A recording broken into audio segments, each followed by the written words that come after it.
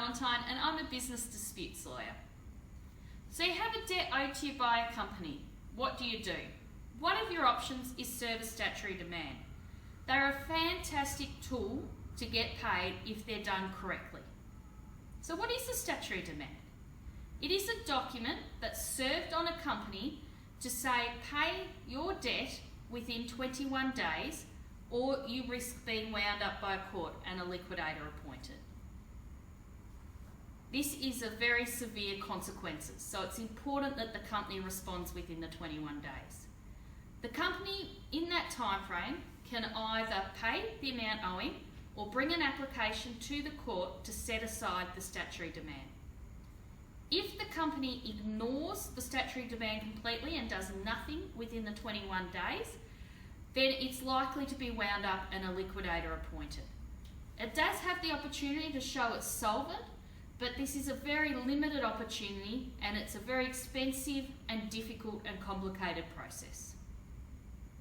Service on the registered address of a statutory demand is sufficient. So if a director just fails to check their registered ASIC address, that is not a good excuse as to why they did nothing within the 21 days.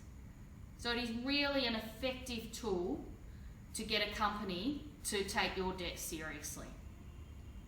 Now, if the company makes an application to set aside the statutory demand, it can do it because there's a defect in the demand, and this is why you should get legal advice when you serve a statutory demand to make sure there are no defects, or if there is a genuine dispute or an offsetting amount owed by you to the company that's of the same or greater value.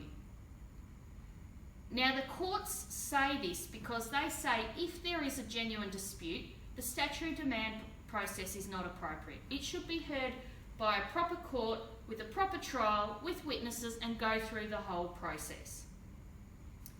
So if your statutory demand is set aside, however much it's not ideal, it's not the end of your debt collection process.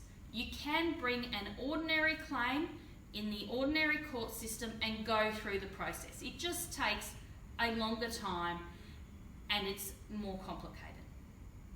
But essentially the most important thing to take out of this is statutory demands have severe consequences, so the courts make sure that they're done properly. They want them to be done properly, and if they're not done properly, it can be set aside and it can be an expensive process for you to start all over again.